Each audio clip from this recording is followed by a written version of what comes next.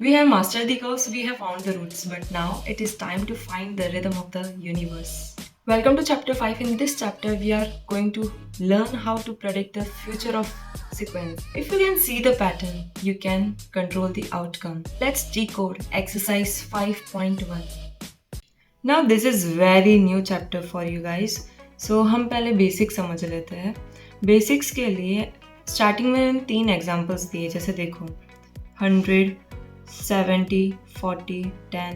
ये धीरे धीरे ये सीक्वेंस कम होती जा रही है और सबके बीच में कितना गैप आ रहा है. जैसे इन दोनों के बीच में गैप है -30 का, इन दोनों के बीच में भी -30 का गैप है, इन दोनों के बीच में भी -30 का गैप है, राइट.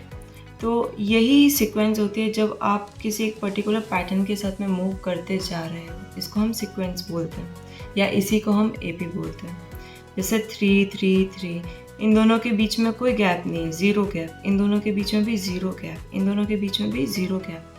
तो ये 3, 3, 3 चलता रहेगा. जैसे इन दोनों के बीच में प्लस का 2 गैप है, इसमें भी 2 का गैप है, इसमें भी 2 का गैप है, एंड देन इसमें भी 2 का गैप है, राइट. तो ये भी एक एपी है. मतलब एपी बनने के लिए आपके 2 नंबर के बीच में गैप होना चाहिए और वो गैप सीक्वेंस के एंड तक सेम रहना चाहिए, ठीक है. हर एक जो टर्म है, हर एक जो नंबर है, इसको हम टर्म बोलते हैं. जैसे this is the third term, this is the second term, this is the fourth term, ठीक है. तो इनको टर्म्स बोला जाता है. नाउ एपी का मतलब होता है list of numbers in which each term, हर एक टर्म जैसे ये is obtained by adding a fixed number to the preceding term. जैसे मान लो 2 है हमारा फिक्स्ड नंबर, तो जब हमने 2 के अंदर 2 ऐड किया वी गेट 4. जब हमने 4 में 2 ऐड किया वी गेट 6. तो आप क्या करते हो, फिक्स्ड नंबर अपने पहले वाले टर्म के साथ में ऐड करते हो ताकि you get the next number, ठीक है. एक्सेप्ट द फर्स्ट टर्म, मतलब आप फर्स्ट टर्म लाने के लिए किसी भी नंबर को ऐड नहीं करते हो. फर्स्ट टर्म आपको या तो क्वेश्चन में मेंशन होगा या फिर हो सकता है कि कोई दूसरे तरीके से निकाला जाए, वो हम आगे सीखेंगे. Common difference, the fixed number which is used, ये जो हम फिक्स्ड नंबर कर रहे थे, जैसे इसमें 2 ऐड किया था, तो ये जो 2 है ये एक फिक्स्ड नंबर है, ठीक है. Which is used for adding, जो हम एडिंग के लिए यूज़ करते हैं उसको हम कॉमन डिफरेंस बोलते हैं, ठीक है. कॉमन डिफरेंस को स्मॉल डी से डिनोट किया जाता है, ये याद रखना है. ये पॉजिटिव भी हो सकता है, ये नेगेटिव भी हो सकता है, ये ज़ीरो भी हो सकता है. जैसे हमने इसमें देखा था एग्जांपल्स में, ये नेगेटिव आ रहा था, इसमें डी नेगेटिव था, ठीक है. इसमें डी ज़ीरो था और इसमें डी पॉजिटिव था. क्लियर. तो ये आपको अलग अलग डी अलग अलग फॉर्म में मिल सकते हैं. General form of an AP, ये एक जनरल फॉर्म होती है एपी की, ठीक है. जैसे हमने क्वाड्रेटिक फार्मूला की स्टैंडर्ड इक्वेशन पढ़ी थी, वैसे ही एक जनरल फॉर्म होती है जिसमें ए फर्स्ट टर्म होता है, डी कॉमन डिफरेंस होता है. क्लियर. एपी 2 तरह की होती है, फिनाइट एंड इनफिनाइट. फिनाइट कुछ टाइम बाद में एंड हो जाती है, ठीक है. इनफिनाइट चलती ही जाती है, इनफिनाइट तक चलती ही जाएगी. देन फिनाइट में लास्ट टर्म होती है एंड इनफिनाइट में कोई भी लास्ट टर्म नहीं होती है. जैसे एग्जाम्पल के हिसाब से अगर मैं बताऊँ 2, 4, 6, 8, 10. Now it is finite term, finite AP. Finite AP क्यों है, क्योंकि इसकी लास्ट टर्म है. लास्ट टर्म कितनी है, 10 है. ए कितना है, 2 है. डी कितना है, 4 - 2 मतलब 2. समझ में आई. यही अगर मैं इनफिनाइट करूँ तो इट विल बी 2, 4, 6, 8, 10. देन ये चलता ही जा रहा है. हमें पता नहीं है कि इसकी लास्ट टर्म क्या है, बट हमें ए और डी हम ज़रूर लिख सकते हैं, पर we can't write the last term क्योंकि इसकी लास्ट टर्म होती ही नहीं है इनफिनाइट एपी की. So now let's begin exercise 5.1. 5.1 में in which of the following situation, इसमें से कौन सा involve make an arithmetic progression and why. इसमें से कौन सी चीज़ एपी है और क्यों है ये भी बताना है. The taxi fare after each kilometer when the fare is 15 for the first kilometer and 8 for each additional kilometer. So 15 plus 8, which is 23. Then 23 plus 8, it means 31. तो ये क्या कर रहा है, ये अपने हर एक टैक्सी है वो अपना फर्स्ट किलोमीटर का 15 रुपये चार्ज करता है, और जैसे जैसे वो आगे जाएगा हर एक किलोमीटर, तो हर एक किलोमीटर का वो कितना चार्ज करेगा, 8 रुपये चार्ज करेगा. सो यस, ये एक AP है. Yes, it is AP because for each successive kilometer it has fixed common difference. ठीक है. Second question, the amount of air present in a cylinder when a vacuum pump removed 1/4 of air remaining in the cylinder at that time. ये question मेरे ख्याल से मैंने थोड़ा सा गलत लिख दिया, इसको एक बार ही स्किप करते हैं. Third, the cost of digging a well after every metre of digging when it cost ₹150 for the first metre and rises by 50 for each subsequent metre. तो ये भी एक AP है क्योंकि 150 पहली बार में जा रहा है, फिर 50 और जाएगा तो इट विल बी 100, फिर 50 और जाएगा तो 50, और ऐसे ही चलता रहेगा. ठीक है, 50 फिर 0. ओ, मैं उल्टा लिख रही हूँ. यस, राइज हो रहा है तो 200, 250, फिर 300, और ऐसे चलता रहेगा. Okay, and rises by 50 for each subsequent metre. तो ये आपकी AP फॉर्म होगी. The amount of money in the account every year when 10,000 is deposited at compound interest. ना कंपाउंड इंटरेस्ट फिक्स नहीं होता है, वो आपके पहले वाले इंटरेस्ट के साथ में ऐड ऑन होता है. राइट. तो जैसे 8% है, तो 10,000 का 8% इज 800. तो ये हो जाएगा नेक्स्ट ईयर के लिए. अमाउंट बोला है ना, अमाउंट बोला है तो 10,800. हम एक और साल का निकाल देते हैं. अब जो निकलेगा वो 10,800 का 8% निकलेगा. कंपाउंड इंटरेस्ट का मतलब यही होता है कि आप हर एक साल पिछले साल पे इंटरेस्ट लगाते हो. 8 8 जा 64, 8 1 जा 8. So you will gate 10800 add करेंगे तो 4 6 16 11664. ओके. तो जब हम D निकालेंगे इसका, ये हमारी एक AP बनेगी. जब हम D निकालेंगे तो पहले A2 माइनस A1 करते हैं, फिर A3 माइनस A2 करते हैं. A2 means 10,800 minus 10,000. I will gate ₹800. फिर ये भी D ही होगा. अगर दोनों सेम नहीं आ रहे, इसका मतलब आपकी AP नहीं बन रही है. 10800 यू विल गेट 4 6 16 में से 8 गया 8 एंड या 864 रुपीज़. तो आप समझ रहे हो, no it is not AP. No, it is not AP because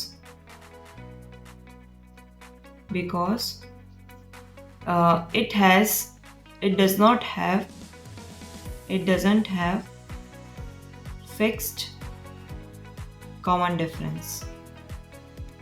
तो AP होने के लिए कॉमन डिफरेंस का सेम होना बहुत ज़्यादा ज़रूरी है. Next question, write the first 4 terms of the AP. First 4 terms निकालनी है. When the first term and common difference are given. तो A1 10 है, हमें A2 निकालना है. हम 10 में कॉमन डिफरेंस ऐड करेंगे, वी विल गेट 20. फिर A3 निकालना है, 20 में 10 ऐड करेंगे, वी विल गेट 30. फिर A4 निकालना है, 30 में 10 ऐड करेंगे, वी विल गेट 40. A5 40 के अंदर 10 ऐड करना है, we will get 50. So when the first term write first 4 terms, तो हमें 4 टर्म्स ही लिखनी थी 10, 20, 30, 40. ये आपकी फर्स्ट 4 टर्म्स हो गई. Clear? Next, a is equals to -2 and d is equals to 2. 0. a is equals to -2 है तो a1 ये हो जाएगा a2. -2 में 0 ऐड करो, you will get -2. And then 3 में भी यही होगा, 4 में भी ये. कॉमन डिफरेंस जब 0 होता है तो हमारी जो AP बनती है वो सेम ही बनती है, लाइक -2, -2, -2 एंड -2. ये हमारे 4 टर्म्स होंगे, first 4 terms of an AP. Next, a is equals to 4. a1 4 है, a2 is equals to 4 plus minus का 3. You will gate 4 - 3 1. a3 हो जाएगा 1 प्लस माइनस का 3. इट मीन्स 1 - 3 माइनस का 2. एंड देन a4 हो जाएगा -2 प्लस माइनस का 3. Plus क्यों कर रहे हैं? क्योंकि हमें नेक्स्ट टर्म चाहिए. एंड माइनस का 3 क्यों लगा रहे? बिकॉज कॉमन डिफरेंस है. ओके, तो -2 - 3 वी विल गेट माइनस का 5. जो हमें AP चाहिए इट विल बी 4, 1, -2, -5. ये हमारी फर्स्ट 4 टर्म्स आएगी. Okay, next question. a1 is equals to -1. a2 will be -1 plus half. a3 will be -1. अच्छा, एक मिनट, पहले इसको सॉल्व तो करें. हम लेंगे इसका LCM. माइनस का 2 प्लस का 1, वी विल गेट -1/2. देन -1/2 के अंदर हम ऐड करेंगे half, we will gate 0. a4 0 में हम ऐड करेंगे half, we will get half. Right? तो हमारी जो AP बनेगी वो होगी -1 -हाफ 0 एंड हाफ. ये हमारी AP फॉर्म होगी. Next question. a1 equals to -1.25. a2 is equals to -1.25 plus -0.25. अब ये हो जाएगा -1.25 -0.25. माइनस माइनस ऐड होता है पर साइन माइनस का लगता है. So it will B 1.50. ऐसे ही a3 निकालेंगे तो -1.50 -0.25 ऐड करेंगे तो we will get 0.25 minus 1.75 and a4 हो जाएगा -1.75 plus -0.25. We will get minus का 0.2. तो हमारी AP जो होगी वो होगी -1.25 -1.50 -1.75 -2.00. क्लियर? तो ये 4 टर्म्स हमारे निकलेंगे. नेक्स्ट क्वेश्चन पे आते हैं. For the following AP right the first term and common difference. तो फर्स्ट टर्म होगी 3 और D होगा 1 - 3 विच इज माइनस का 2. अब जब आपको बोल रखा है कि ये ऑलरेडी AP है तो हमें चेक करने की ज़रूरत नहीं है. राइट? तो हम डायरेक्टली सेकेंड टर्म में से फर्स्ट टर्म को माइनस कर लेंगे. -5 D विल बी -1 माइनस का 5. D is equals to A2 - A1 होता है. ठीक है, इस हिसाब से मैं D निकाल रही हूँ. तो -1 + 5 4 हो जाएगा. A is equals to 1/3. D हो जाएगा 5/3 - 1/3. तो it will be 5 - 1 4/3.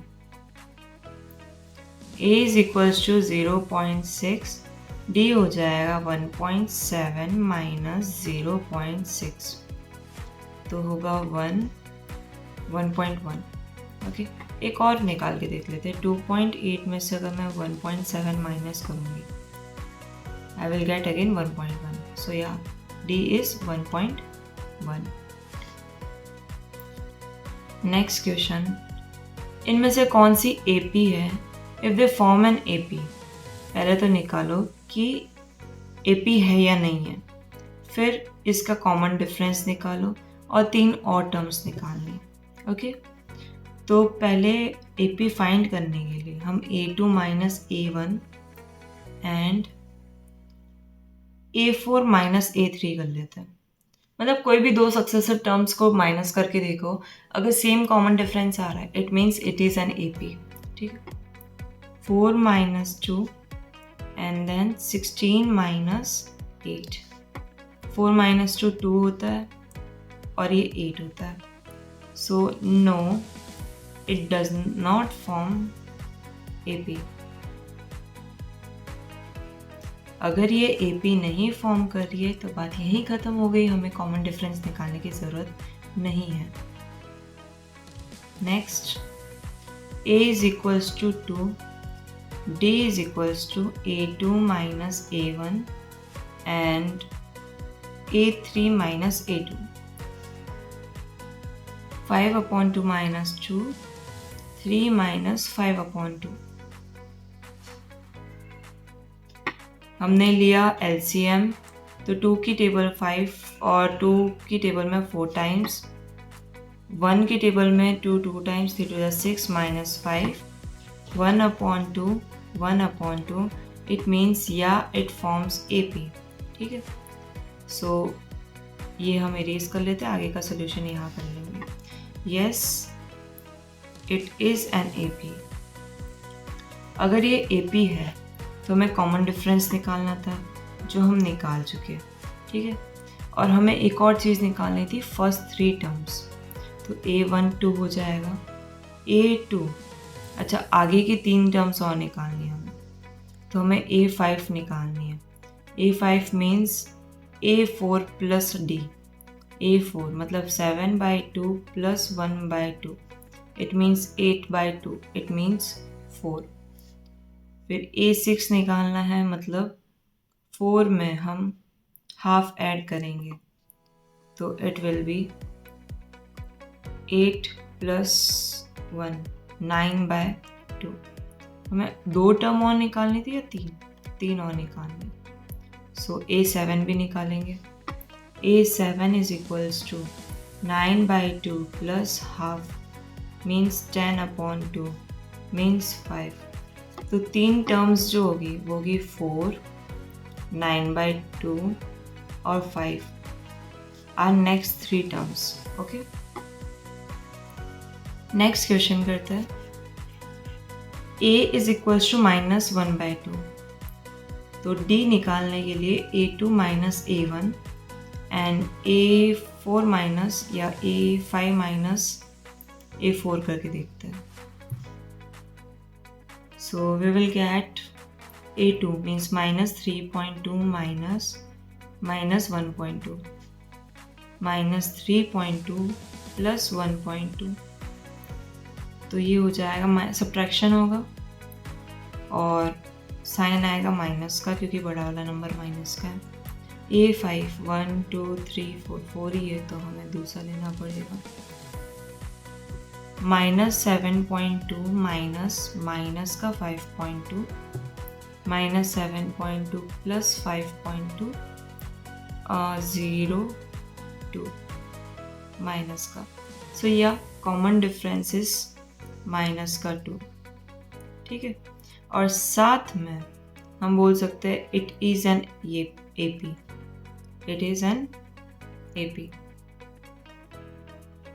Okay, and हमें नेक्स्ट 3 टर्म्स निकालनी है। A5 will be -7.2 plus minus का 2, तो वी विल गेट माइनस का 9.2। A6 हो जाएगा माइनस का 11.2 एंड A7 हो जाएगा माइनस का 13.2। ओके, सो ये हमारी 3 टर्म्स निकलेगी। Next, A is equals to -10, D is equals to -6 -10 और एक ले लेते 2 माइनस का 2, ये आएगा माइनस का 16, ये आएगा प्लस का 4। So no, it does not form AP।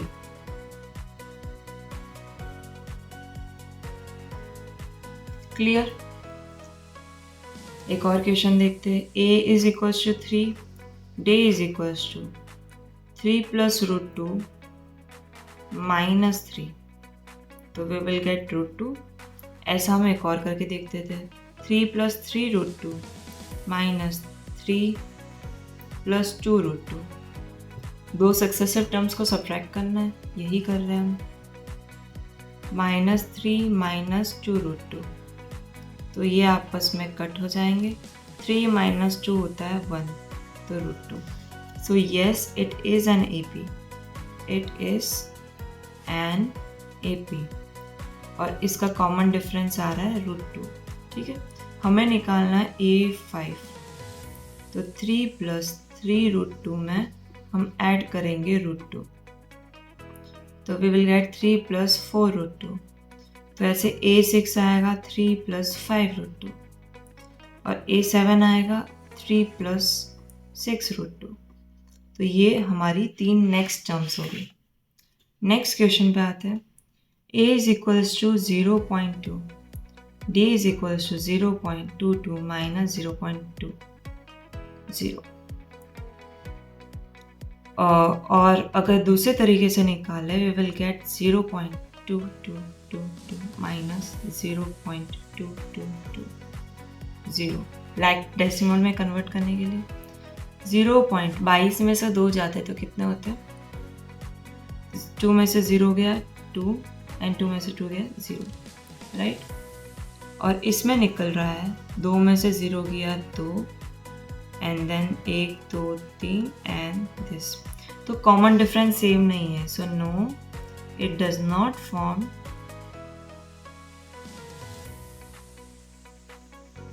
AP। Clear? Next, A is equals to 0, D is equals to -4 -0 या फिर -12 माइनस का 8। तो इसमें तो आ रहा है 4, इसमें आ रहा है माइनस का 4। So yes, it is an AP। और आगे की 4 टर्म्स आप खुद से निकालोगे। इसमें तो सीधा सा दिख ही रहा है कि D 0 है। Yes, it is AP। और आगे की 4 टर्म्स भी क्या हो जाएगी? ये हो जाएगी। ठीक है, next 4 terms. Next question. Then आपको मैं जो करने लायक है वही करवाती हूँ। A is equals to A, 2A minus A and 4A minus 3A। तो we will get A each times, right? So yes, it is an AP. D is equals to A and next 3 terms. Next 3 terms are 5A, 6A, 7A। ठीक है, next एक और question करते हैं। इसमें A is equals to A है, D is equals to A² minus A या फिर A³ माइनस A²। तो अगर मैं A कॉमन ले लेती हूँ तो I will get A minus 1, और यहाँ पे मैं A² कॉमन लेती हूँ, I will get A minus 1। तो कुल मिला के it is not AP। No, it does not form AP because its common difference is not same। एक और क्वेश्चन करते हैं। A is equals to √2, D is equals to √8 minus √2। तो √8 को हम क्या लिखते हैं? 2√2। एक ग्रुप है इसलिए ये बाहर आया और एक अंदर आएगा। रूट 2 कॉमन लिया, 2 माइनस 1 1, कॉमन नहीं भी ले रहे हो तो इसको 1 मान लो, 2 माइनस 1 1 रूट 2। ठीक है, ऐसा एक और करके देखते हैं, रूट 32 माइनस रूट 18। तो 18 को हम लिखते हैं 9 3 3 3 1, 3 रूट 2 एंड 32 को हम लिखते हैं 2 16 2 8 2 4 2 2 2 1, 2 रूट 5 नहीं 2 4 रूट 2, दो ग्रुप बनेंगे तो ये 4 रूट 2, तो अगेन रूट 2 आएगा, राइट। तो yes it is an AP, ये एक AP बन रहा है, it is an AP, right. तो अब हमें अगर रूट 32 के बाद हमें A5 निकालना है, तो रूट 32 प्लस रूट 2, रूट 32 मतलब 4 root 2 plus root 2, it means 5 root 2 आ रहा है, ओके। जैसे हम अगर अंडर रूट में लिखेंगे तो 25 इंटू 2 विच इज़ 50। ऐसे ही A6 जो होगा वो होगा 6 रूट 2, जैसे अगर मैं लिखूंगी 36 into 2, then I will get 6 to the 12 7। ठीक वैसे ही A7 हो जाएगा 7 रूट 2, 7 7 ज़ा 49 इंटू 2, 9 2 ज़ा 18 9 98। तो ये आपकी नेक्स्ट 3 टर्म्स हो गई, okay. 13th question, 14th and 15th, एक ये लास्ट 15th वाला करवा देती हूँ। D is equals to 25 minus 1, या फिर 7 7 ज़ा 49 माइनस 25, तो 24 आ रहा है और इसमें भी 24 आ रहा है, तो yes it is an AP, जिसमें नेक्स्ट 4 टर्म्स अगर मुझे निकालनी है तो 73 प्लस 24 करेंगे, 7 97, A6 होगा 97 में हम 24 ऐड करेंगे, 12 एंड A7 होगा 121 में हम 24 ऐड करेंगे। तो ये आपके नेक्स्ट 3 टर्म्स आएंगे, clear. 12 pattern, 0 textbook. Most people see numbers. You see the logic. If you can translate question 11 and 12 into an equation, you are already ready for the next level. The screen is yours. Solve it right now and comment me that you have done that battle for today.